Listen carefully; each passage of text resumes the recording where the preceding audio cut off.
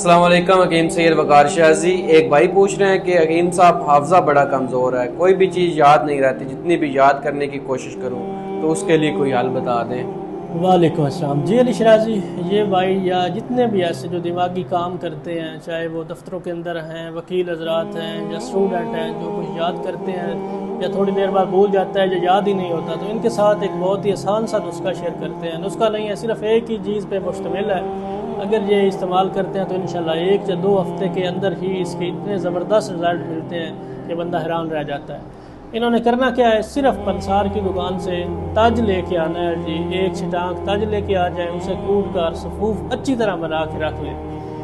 2 चुटकी बार, सिर्फ 2 चुटकी बार रात को या सुबह के वक्त खाने के 2 घंटे बाद दूध के 1 गिलास के साथ इन्होंने इस्तेमाल करना है। मुसलसल 2 या 3 हफ्ते अगर ये इस्तेमाल करते हैं तो हाफ़ज़ा इतना तेज़ होता है कि बचपन की भूली हुई बातें भी बाज़ दफ़ा याद आ जाती हैं। जो चीज़ पढ़ेंगे इंशाल्लाह वो भूलेंगे नहीं। दिमाग की ताकत बहाल करता है, जिस्मानी कमज़ोरी को दूर करता है, हाफ़ज़े के लिए बेहद मुफीद है। लाजमी बनाएं, इस्तेमाल करें और हमें फ़ीडबैक ज़रूर दीजिएगा।